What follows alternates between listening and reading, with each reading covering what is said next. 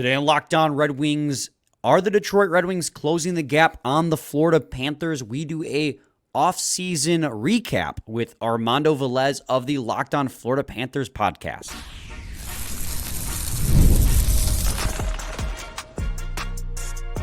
You're Locked On Red Wings, your daily podcast on the Detroit Red Wings. Part of the Locked On Podcast Network, your team every day. And welcome in to this crossover edition of the Locked On Florida Panthers podcast and Locked On Detroit Red Wings. We are part of the Locked On Podcast Network, where it's your team every day. I'd like to thank you guys both for making Locked On Panthers and Locked On Red Wings your first listen of the day. For everyone on the Red Wings feed, let me introduce myself. My name is Armando Velez, the host of the Locked On Florida Panthers podcast. I'm also from the Hockey News and grateful to be doing this crossover edition with the two hosts of Locked On Red Wings, Brian Fisher and Scotty Bentley. And fellas, it's great to be getting together with you two once again. Yeah, it's great to be here, man. Thanks for setting this up. It seems to be a yearly thing for the two of us in the offseason to get together and talk about the trajectory of our two teams and kind of recap their off seasons. Obviously, you're coming off of a pretty exciting off season yourself. Yeah, you guys are probably sitting pretty here this summer, which is always really fun. But yeah, we always get together once or twice a year, so nice to be back. Yeah, whether it's Stanley Cup or the Panthers getting the number one overall pick, love getting together and doing these divisional crossovers. But before we get there, we want to tell you guys that this episode is brought to you by FanDuel. And now through September 22nd, all FanDuel customers can bet $5 and get a 3-week free trial of NFL Sunday Ticket from YouTube and YouTube TV. So visit FanDuel.com/lockedon to get started. So, fellas, I remember on April 16th, I had my fair share of focus for what the Florida Panthers had to do to win the division, obviously winning it against the Toronto Maple Leafs and then Boston losing to Ottawa to clinch the division title. But crazy to think that last game of the season, game 82, everything that was going on in the Eastern Conference was Philly, Washington, the home and home with Detroit and Montreal, and then having to find out only 30 seconds later on the result that happened. Based on the feeling then versus now, along with all the offseason moves, what's the feeling like in Red Wings land for you guys? Scotty, we'll go first. Yeah, I think that game was so fascinating for so many different reasons. Obviously you had the high of the highs and then the low of the lows when you checked the Capitals score. But, I think that people are still really happy that they ended on a high note. The season as a whole was kind of a roller coaster. There were really high highs and some really hot stretches. And then there was one specifically brutal cold stretch that, you could really argue cost them the season. And so I think really going into this summer, the mindset was get more consistent and raise the floor, right? Like we know that the ceiling is going to lie within the young nucleus of as we already have written over there, like Sider, Raymond, Larkin, Cat, you can even like throw into there and kind of has been added into that mix. Like we know the team is going to go as high as that young core takes them. But I think that there was a lot of I don't want to say demanding, but asking for, players to come in and raise that floor and get a level of consistency that we have not seen in Newsy's tenure. Like both years, we have seen huge cold stretches pretty much completely derail the season. And so you saw them address a lot of defense. And I think that was something that that they could have got better at. They certainly left a little bit of room on the table, a little bit of a room left to, be desired. I think that people even wanted them to take another step and be even a little bit more aggressive in improving the defense. But they did really address that pretty blatantly, I would say. And I think that that's probably the reason why. So yeah, like vibes are pretty good. I think that, people are really excited about going into the season, but as we'll talk about later, I think expectations are pretty high amongst the fans this year at the same time. Yeah, I think that's what I was going to really hammer home, right? Last year going into it, we wanted the Red Wings to, we want them to win a Stanley Cup, but our expectation was to be the last team in or the last team out of the playoffs. And that expectation became a reality in the most heart-wrenching way possible, but they quite literally missed the playoffs on a tiebreaker.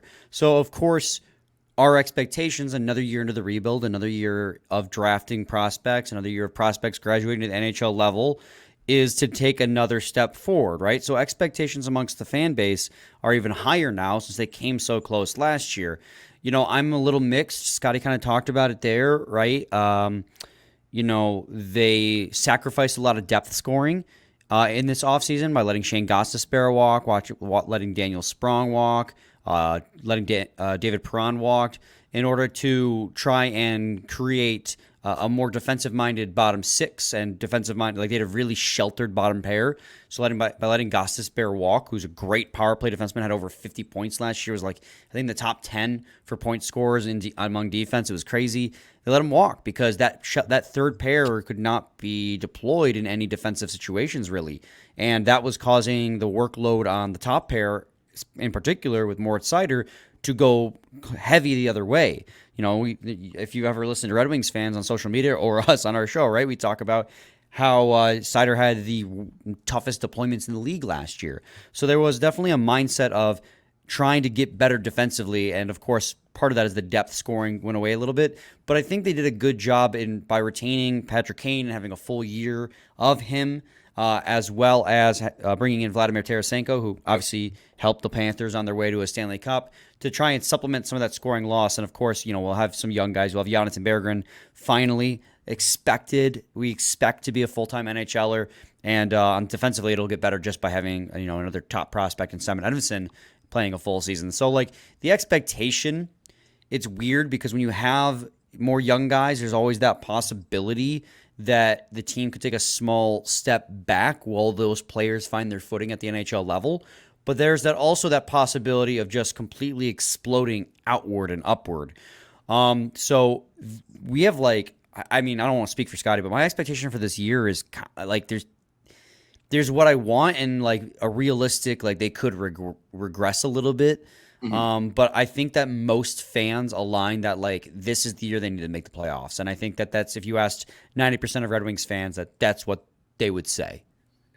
Yeah, and I think about some of the changes that brought where Erik Gustafsson is a guy who went to the conference final last year for the New York Rangers, and for the goaltending department, even then bringing in Cam Talbot, who can't necessarily we haven't seen him succeed in a big workload in the past too, but we've seen him be a little serviceable because we've seen the situation with Ville Husso and struggling with injuries over the last few seasons too. So it creates a little bit of competition there, and someone like Sebastian Koza is not blocked while he could still develop a little bit too. Even Trey Augustine, he can spend a little bit of time in Michigan State too for a little while too there too. And for the trade of Jake Wallman, I kind of understand why they made the trade too, because you're thinking of Lucas Raymond and Moritz Seider and what they're projected. That's probably going to take them up to the cap of those two guys making up almost 17 million combined too. The future considerations part of the deal, that's kind of what bothers me if I'm looking from far away. But also when you mentioned Simon Edvinsson, as he's going to grow too, that Ben Sherratt deal for them is going to expire by the time he becomes an RFA too. So that gives them an opportunity for that next wave to possibly go there, even if this is maybe even a gap year for Detroit.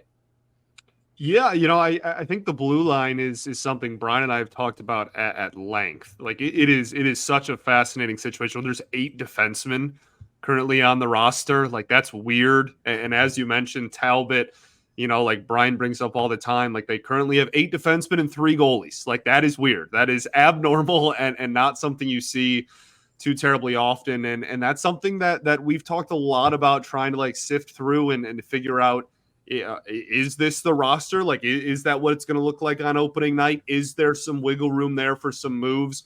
Brian mentioned the young players as well. And if there's some cracks for them to find themselves on the roster, it's weird because there's a lot of bodies, but it's not a lot of high end talent either. Yeah. Obviously you have Seider, and then as you mentioned, there's very high hopes for Edvinsson, but as it stands right now, Sherratt is going to be playing top pair defenseman and Petrie is going to be playing second pair defenseman.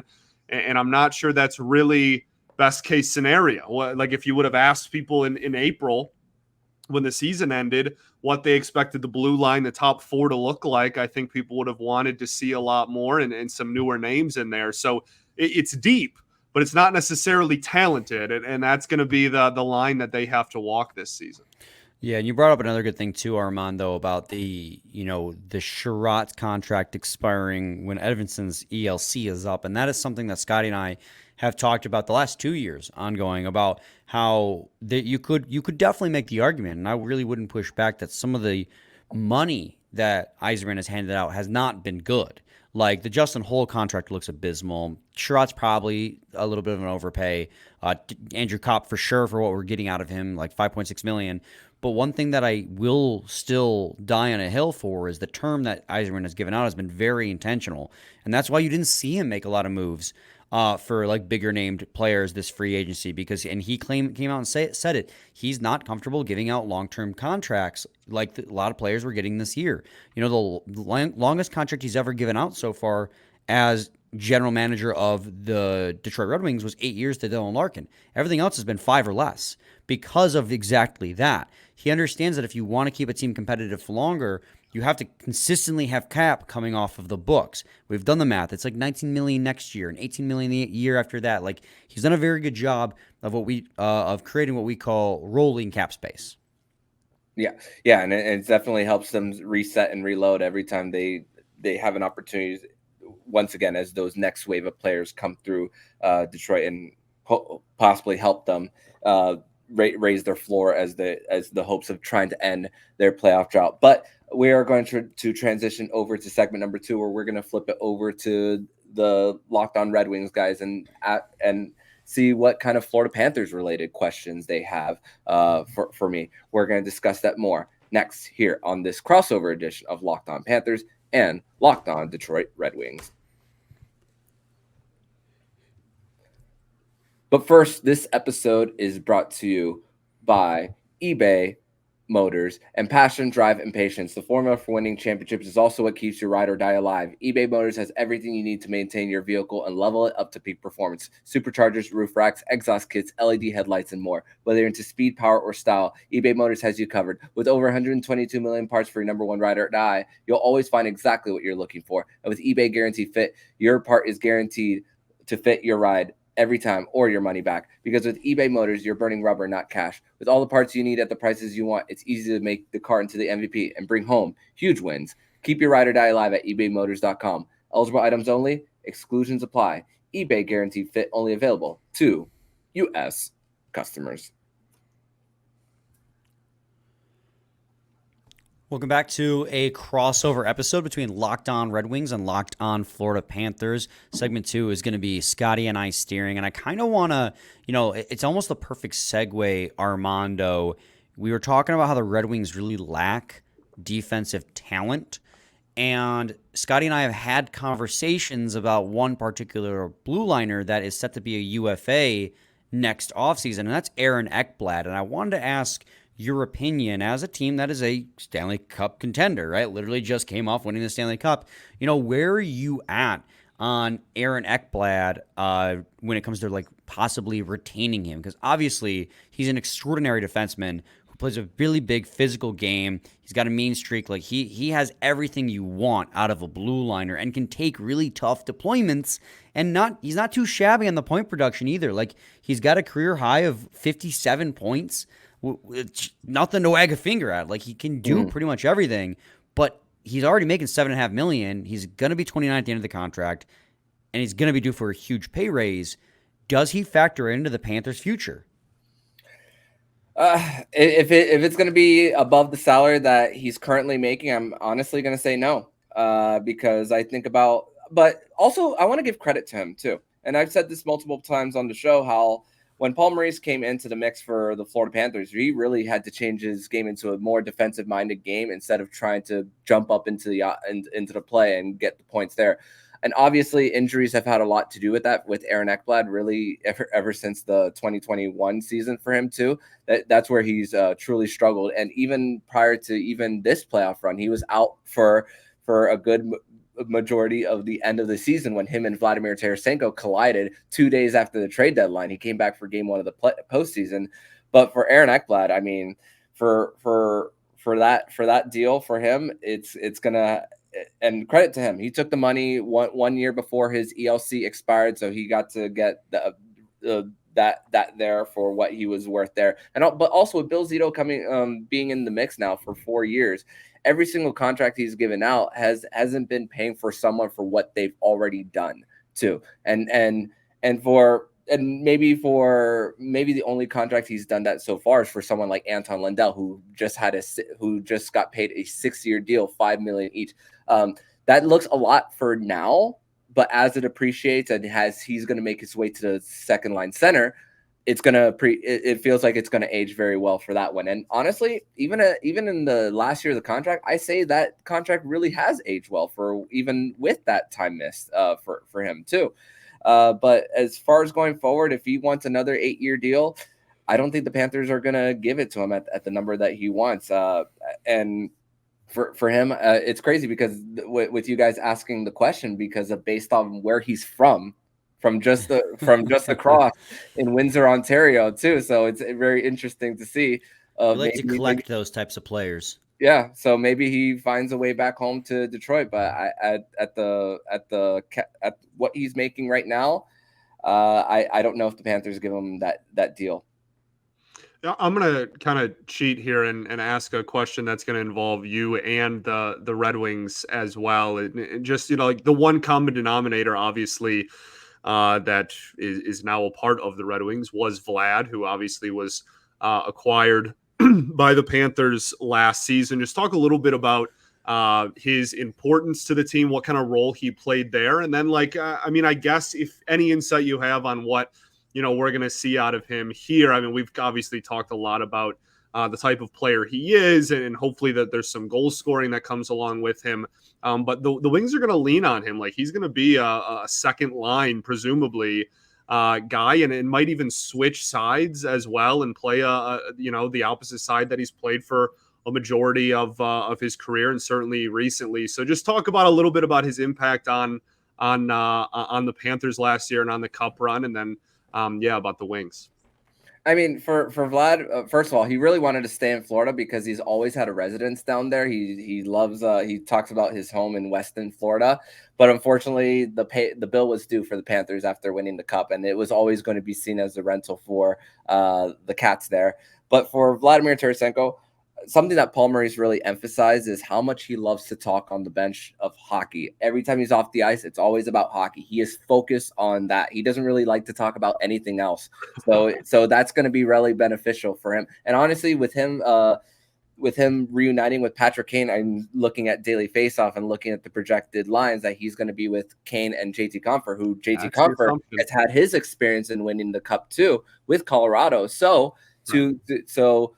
A line full of Stanley Cup champions, the veterans, to help this group through, I think it could be very beneficial for Vlad, who could really get a lot of offense there for the Panthers, and really for when it came to defensively for Vlad, he gave into the system when it was very crucial for the Cats too, and he really adjusted well there too. It really took him a bit. He went on a little bit of a cold streak during the postseason, but really made some clutch plays, especially in the Rangers series in Game 6 to help them advance to the next round. So he's had some really great moments for the Panthers. And hey, it's great to bring in a guy who's won 2 Stanley Cups there in his career. And hey, Patrick Kane with his 3, it could be definitely for them really inspirational for the young guys. So I also want to ask you too, like you said, they won the Stanley Cup. They got to pay the piper. That meant picking and choosing who you had to retain and let leave. And obviously Sam Reinhart, after the year he had 50 goals, that was a no-brainer. Keeping Dmitry Kulikov was a great, I would say, get's not the right word, but Anton Lundell as well. But you lost a couple of core pieces too. Do you feel like the pieces that you lost are going to have any, like, how big of an impact, let's say that, how big of an impact do you think the departures will have? Or do you think that the core that is retained is enough to keep this team in that competitive window? The biggest question is special teams on both sides of the ice for the Panthers, if anything. 5-on-5 play, I'm not so worried about. But Brandon Montour, he was the power play quarterback for the whole season. I know Oliver Ekman-Larsson got into power play 1 towards the end of the final. He also got some term in Toronto too. For them, obviously they bring in guys like Nate Schmidt, Adam Boquist as far as the mix to try to maybe compete for power play 1.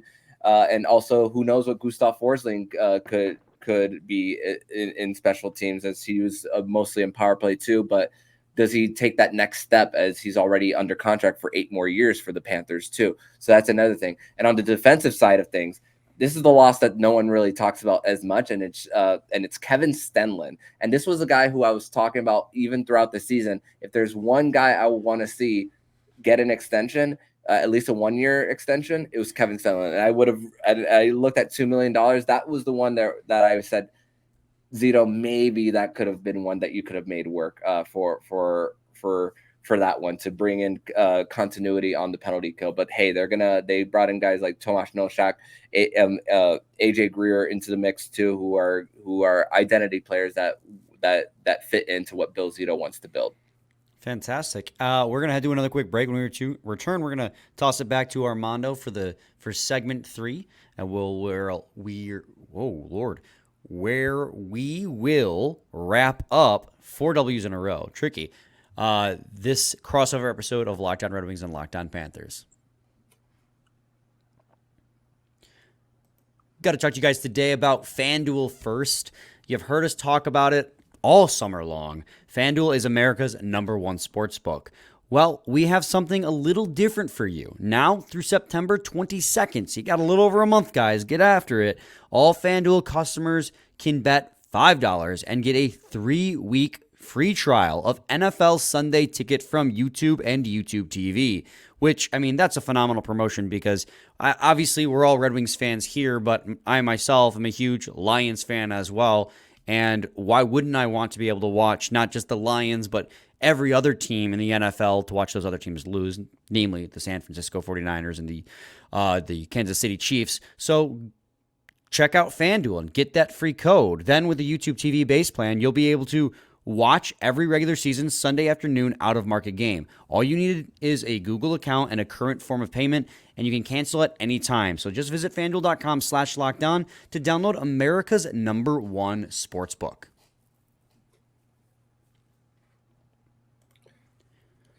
Segment number 3 here on this crossover edition of Locked On Florida Panthers podcast and Locked On Detroit Red Wings. Thank you once again for making us your first listen of the day. And it's crazy because we talk about steps in the right direction, 91 points, losing on a tiebreaker. But I'm looking at just the when it comes to drafting, you get the 6th overall pick a few years back, 8, 9, 15, starting to make a little bit of progress too.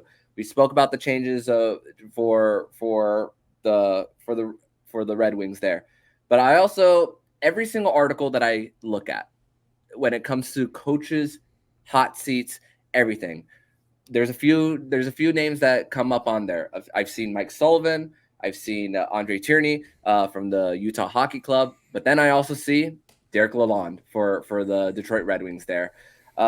How hot is his seat, would you say, coming into this season for Detroit?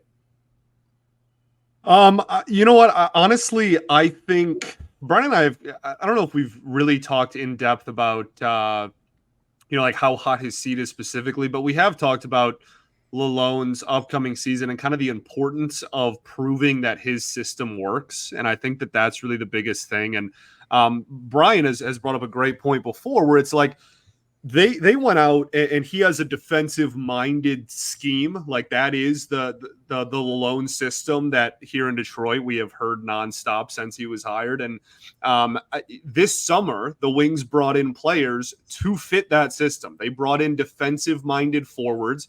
They replaced goal scorers with defensive-minded forwards that aren't going to provide as much offense. And so I think that this is a really big year for him. I'm not sure if it's like, if the Wings miss the playoffs, he's going to get canned levels of like, the seat is that hot. I don't know, Brian, maybe you think differently, but like, I don't think it's it's that hot necessarily, but I do think that it's a big year for the eyes of the front office and the fan base, just because, again, like they did bring in players to fit what he is trying to accomplish. And if he can't do it this year, then the question is going to start. I think then that's going to make for a really hot seat going in to 2025. But unless this is like a catastrophic failure of a season, I think if they're still, fighting for the playoffs or in that wild card race late, he's probably still fine for another year.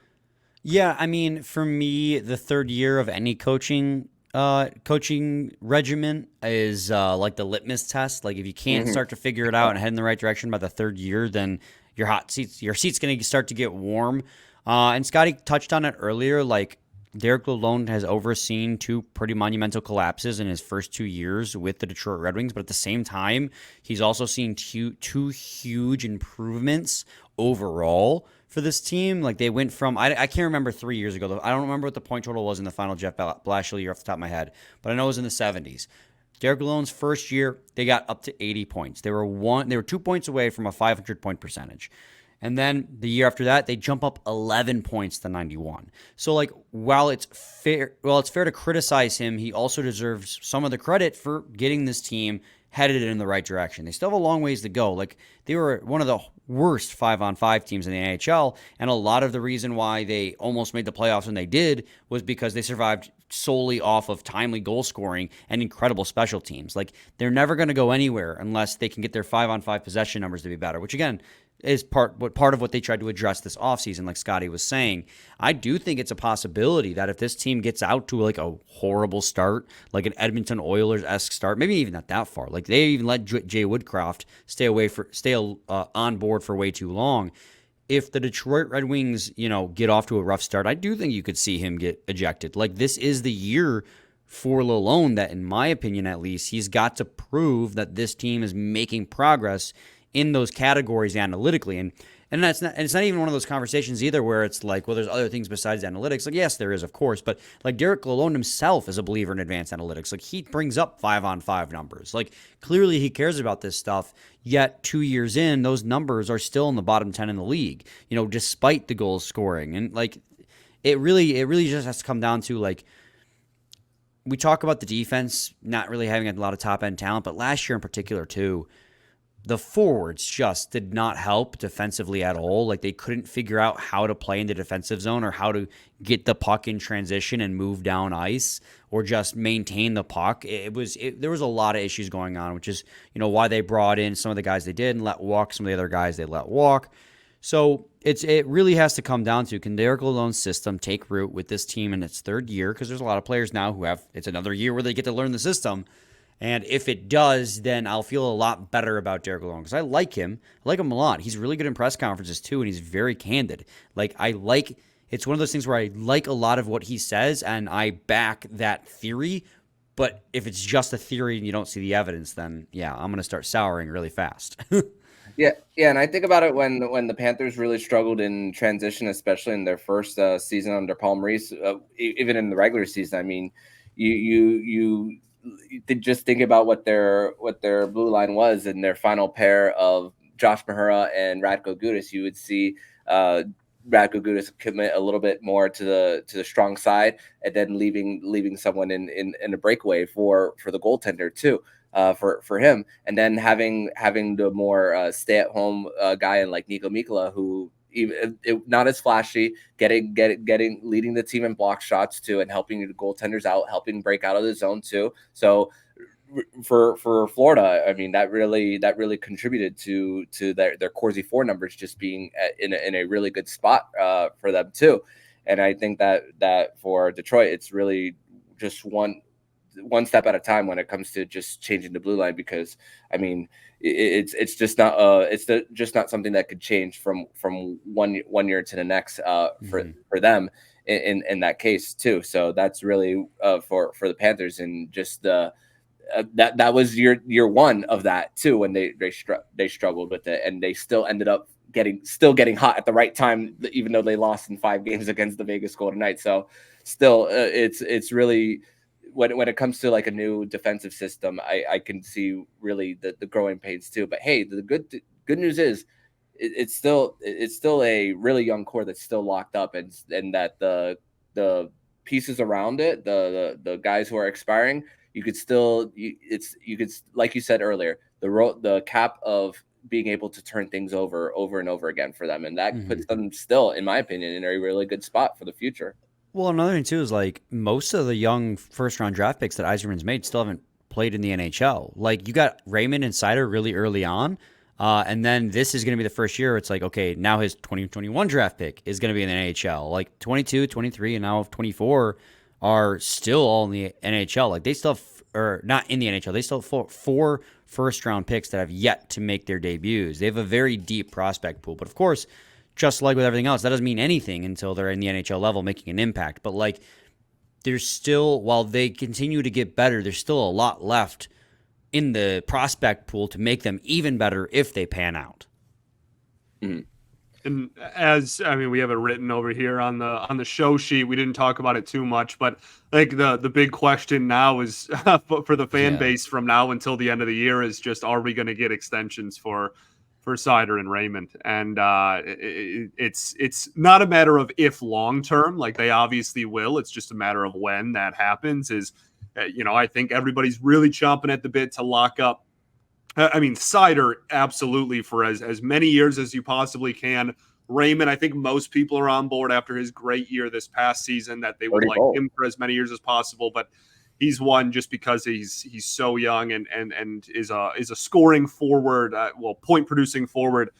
Maybe, I don't know, maybe it's in best interest of both parties if that one's more of like a 4 or 5 year thing. Either way, I think that is now where everyone's attention has turned to, right? Like we got through the offseason, we got our additions, we got our subtractions, camp is right around the corner. What's everyone talking about right now? It's just when are these extensions actually going to happen? And when that occurs, because we have no clue, we just keep waiting, twiddling our thumbs every day. When that does happen, that is that's going to be a huge kind of marker as well for like this young core, right? Like that's what we've been talking about this whole time is, the young core that the Wings are building around, and that's going to be two staples in that young core for the next 6 to hopefully 8 years, and that's and with Larkin getting the 8-year recently too, that's gonna be a pretty clear indicator of what this core is going to be, and that's going to excite some people.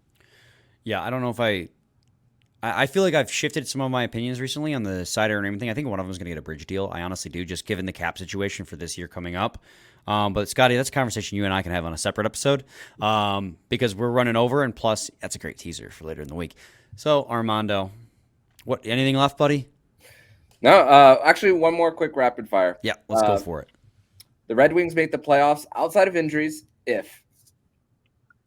I would say if they don't drop off a cliff in terms of goal scoring. I think that's kind of one of the and we have, we've done whole episodes on what we need to see from the Wings for them to make the postseason and whatnot. But like goaltending is going to be one. Defense, I don't want to steal from what Brian's going to say actually, so I'll stop. But like I think that one of the biggest ones for me is just so many goals walked out the door, and you filled them with defensive minded players. That's great. We all wanted the defense to be better, but you still need goal scoring from somewhere. And I think that getting depth scoring from the new additions that they made and from the kids that they're going to call up is going to be really imperative if the Wings want to make a run at this year. Yeah, I mean, I think they closed the gap, right, between their goals for and goals against in the regard that, like, yes, they lost goals for, but I think they marginally, and I don't think they lost as many goals for as we make it sound. Like a lot of our fear with the loss of goals for is before Tarasenko got signed.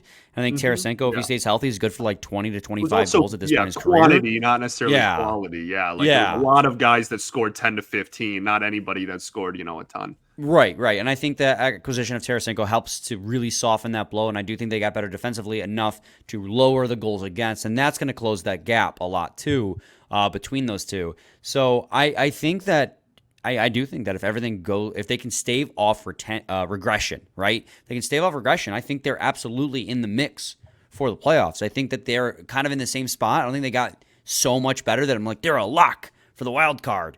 But I think that they're going to be in that mix all the way down to the wire yet again. And my big thing is not even like Red Wings related, right? Like I think this team's good. I think they're good enough to make the playoffs. Question is what about the rest of the freaking division? I can't stand this division, Armando. Like that's a whole different thing. Like the Lightning lose Stamkos and they lose Sergachev, but they bring back Ryan McDonough, who had a great bounce back year. They bring in Jake Gensel. Boston is Boston. Like, yeah, they lost Ullmark, but every year I think they're going to regress, and they never do. Florida's Florida now. Florida's going to be here for the next 8 years. Like they're now the hot crap in the division. Toronto's Toronto. They'll make it to the first round and get eliminated. And I've been saying for years, the Senators and the Sabres are. I still don't really know what the Sabres are necessarily doing. I don't necessarily see the vision, but I think they can be good enough. They score enough goals to be a threat. And the Senators, I've been saying for years, like they're a playoff team on the cusp, and yet they got a goalie. Right. And yet they're like the reverse to Boston, where every year they let you down in that regard. So it's a really difficult division. And obviously the Canadiens got a lot better too. Not that I think they're a threat, but they're a much more difficult team to play. So my biggest hesitation with whether or not the Red Wings are going to make the playoffs is more about how difficult this division is, more so about how good this team is. Because I think the Red Wings are, a playoff caliber hockey team, but I think so are 6 other teams in this division. Mm-hmm. And it's going to make for some great battles, as the Detroit Red Wings are hoping to close the gap here too. Just a reminder that you could listen to both of our podcasts anywhere you listen to podcasts, and you could also check out Scotty Bentley on Locked On Tigers every single day too. So I was gonna whisper that. So hey, glad that I've got that plug in too. But guys, thank you guys for joining me, and I hope to see you guys very, very soon. Absolutely, brother. Yeah, always a pleasure. Yeah, thanks for having us. It's always a fun conversation.